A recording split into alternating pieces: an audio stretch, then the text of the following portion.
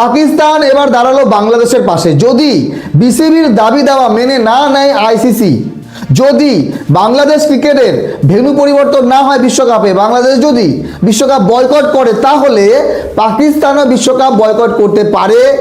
বাংলাদেশের পাশে পাকিস্তান, এমনটাই দাবি জানাচ্ছে পাকিস্তানি মিডিয়া। আর যদি এটা সত্যি হয় তাহলে বিশ্বকাপের জন্য অনেক ক্ষতি। দেখেন, গতকাল আইসিসি টিম এসেছিল বাংলাদেশে, বিসিবি এবং আইসিসির বৈঠক হয় এবং বৈঠক শেষে কোনো রাস্তা আসেনি। বাংলাদেশ ক্রিকেট বোর্ড জানিয়ে দিয়েছে আমাদের সিদ্ধান্ত এটাই যে আমরা ভারতে যাব না, আমাদের ভেন্যু পরিবর্তন করা হোক, না হলে আমাদের গ্রুপ পরিবর্তন হোক, না হলে একটাই অপশন, সেটা হলো যে আমরা বিশ্বকাপ খেলবো না। এখন চিন্তা আইসিসির ওপর। দেখেন, আইসিসি ইন্টারন্যাশনাল ক্রিকেট কাউন্সিল তো বাংলাদেশকে সরাসরি কোনোভাবেই বাদ দিতে পারবে না। এখানে যদি অপশান থাকে, বাংলাদেশ যদি বলতো যে আমরা বিশ্বকাপ খেলবো না, তাহলে এই বিশ্বকাপ থেকে বাংলাদেশকে বাদ দেওয়া যেত। কিন্তু যেহেতু বাংলাদেশ বলছে আমরা 100% খেলবো, একদম খেলার জন্য আমরা অপেক্ষায় আছি, শুধু ভারতে যাব না, আর এখানেই ফেসে গেছে আইসিসি। তারা বাংলাদেশকে বাদও দিতে পারছে না, আবার এখন ভেন্যু পরিবর্তন করার জন্য ওর সঙ্গে কথা বলছে। বিশ্বকাপ শুরু হতে মাত্র 17 দিন বাকি। তার আগে আয়ারল্যান্ড জানালো যে ভাই আমরা গ্রুপ পরিবর্তন করছি না।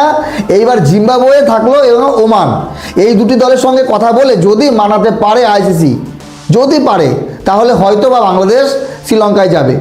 কিন্তু পাকিস্তানি মিডিয়া যেটা দাবি করছে, বাংলাদেশ যদি বিশ্বকাপ বয়কট করে না খেলে তাহলে পাকিস্তানও খেলবে না। এটা কি সত্যি? আর বলা হচ্ছে এটা নাকি রাজনৈতিক লাভের জন্য পাকিস্তান এটা করছে। দেখেন, বিশ্বকাপ আর ক্রিকেট এটা নিয়ে রাজনীতি হচ্ছে।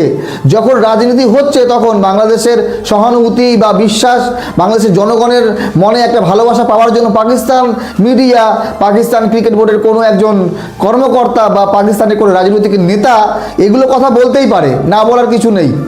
কারণ রাজনীতি করেই মুস্তাফিজুর রহমানকে আইপিএল থেকে বাদ দেওয়া হয়েছে। তো সেই রাজনীতি যদি পাকিস্তান করে তাহলে কিন্তু এটা ভারতীয় ক্রিকেটের জন্য ক্ষতি। এইবার পাকিস্তান বিশ্বকাপ বয়কট করুক বা না করুক, হতে পারে তাদের এটা মিথ্যা প্রচার, কিন্তু বিষয় হচ্ছে যে পাকিস্তান ভারতের সঙ্গে বিশ্বকাপে ম্যাচ খেলতে চায়। দেখেন, এবারও বিশ্বকাপে একই গ্রুপে ভারত পাকিস্তানকে রাখা হয়েছে। কারণ ভারত পাকিস্তানের যে ম্যাচ, যেখান থেকে রেভিনিউ হয়, যেখান থেকে উপার্জন হয়, সেই উপার্জনের টাকা পিসিবিও পায়।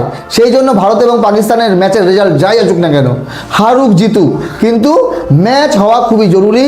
তবে এবার কথা হলো যে বাংলাদেশ বিশ্বকাপ খেলছে কিনা। দেখেন, কিচ্ছু বোঝা যাচ্ছে না, এখনও কোনো ক্লিয়ার না। দফায় দফায় বৈঠক, আইসিসি ছুটে বেড়াচ্ছে, কখনো বিসিবির সাথে কথা বলছে, কখনো বিসিসিআইয়ের সঙ্গে, কখনো আয়ারল্যান্ড ক্রিকেট বোর্ডের সঙ্গে, কখনো জিম্বাবুয়ের সঙ্গে, কখনো বা ওমানের সঙ্গে।